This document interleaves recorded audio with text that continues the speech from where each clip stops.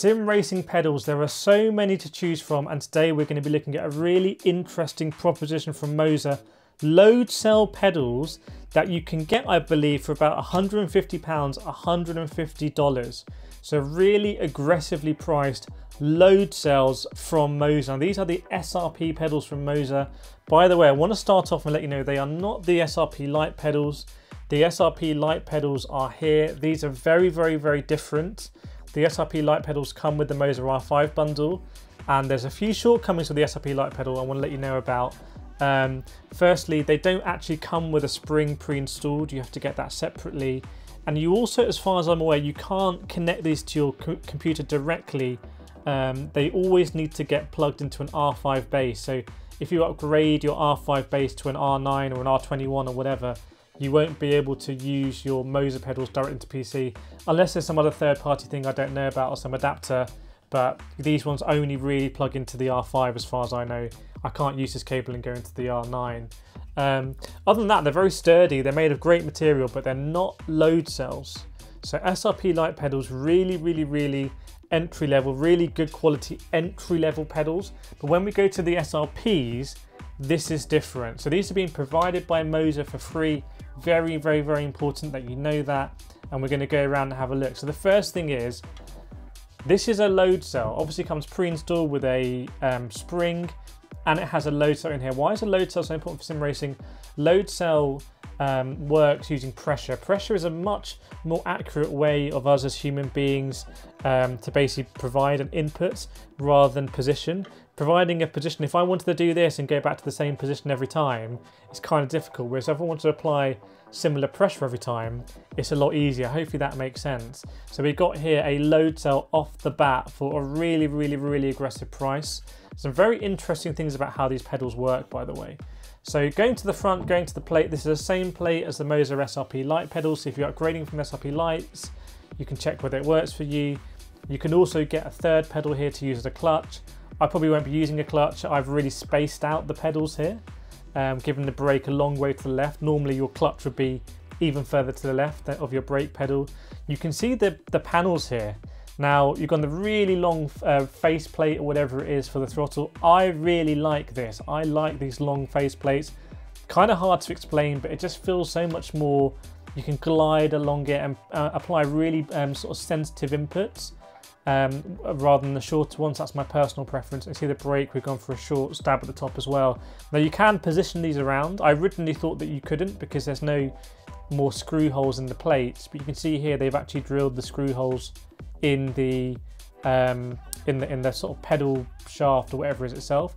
I think that's a different way Fanatec do it. I think if I remember, Fanatec have lots of holes drilled into the plates so you can move the plates around. Here you move the whole thing around on this, so a bit different. Now, some of the really interesting stuff is how it actually works. So I don't know if you're going to be able to see this, hopefully you will. So you can see here, this is the throttle pedal, and the pedal box, or like the computing box, is actually built into the throttle pedal. So you see this in Fanatec V3s, it's built into the pedal tray. In my Logitech G Pro pedals, I've broken it out, I actually took it out.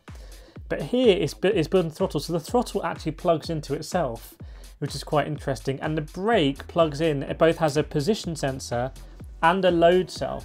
So the load cell and the position sensor come in through different cables, and then you have the out cable that goes to the PC, and we're going to plug it in and see what it looks like in the Moza Pithouse software. So really interesting. When you buy these, you get the pedals, at least when I got them provided to me, I got the pedals separately, and then I had to bolt them on to the plate and put it all in. I actually made a mistake here, which I want to show you. You can see here, this is really taut, like really not ideal. It's at absolute limit. I should have taken this cable through this gap. There's no need for that cable to go around the back there. So that's a mistake that I made, worth noting. But I think it's just about okay. It's just really, really, really taut and not ideal. So we go to the front now, give you another look at the pedals, and we'll see what they look like in the Moza Pithouse software. So I'm going to take the USB cable here. I'm going to see if this works off the bat. This is quite risky. Move this out the way so you can see the screen behind when the Moza Pithouse software. I'm going to put this into a USB hub. I already have my Fanatec V3s connected. So what is going to happen here? Let's see. Plugged in. Wow, okay, immediately they've been recognized. We're going to move it here and you can see. So that was quick. And the way Moza work is it's a one-click activation.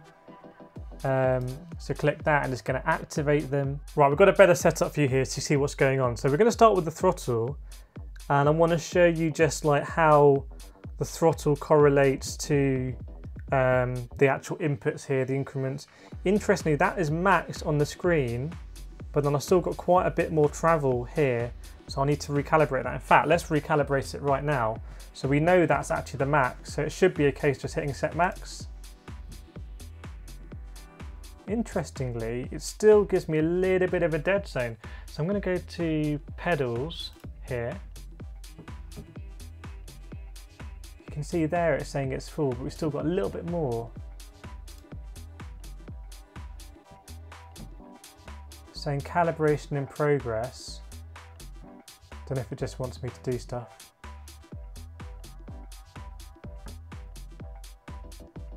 Now it's there. Now it's there. Okay. So maybe that's how the calibration works. We did 0. So if we wanted to do a dead zone, maybe we would rest it there. And you can see now at the end that it really is the end. Okay, so that's calibrated. Now let's go on to the load cell. This is really important. Load cell time. So, oh, that's interesting. Wow, okay, I need to show you this. So, what we have here is, can you see the load cell, the spring, and then it comes into the rubber thing. So there's quite a bit of travel on the spring before I'm going to take out my PC here, aren't I? Quite a bit of travel before we get into the load cell. Oh, this 75 kg load cell, I might not be able to do it with my puny arms. But you can see there's a different amount of travel at the beginning. So that's something you might want to calibrate. I know that my Logitech G Pro load cell pedals, 100 kg load cell pedals, I've put in really long elastometers, longer than they recommend. So it goes immediately into the load cell. So this is going to have a little bit of spring travel. And then here you're into the thing. So interesting one. Might be advantageous actually, because you kind of have this immediate, braking here where you kind of just want a little dab of brakes to, induce some rotation in the car. And then when it comes to that really applied brake, I can see this being really good for formula cars, but let me know in the comments what you think about that. Clutch we don't have as well. You can see there's something called a pressure point setting here. So I frankly don't know what that is. See, the pedals will also go in reverse. I'm trying to work out why you would want that. Sometimes iRacing sees stuff in reverse, but I'm not sure why.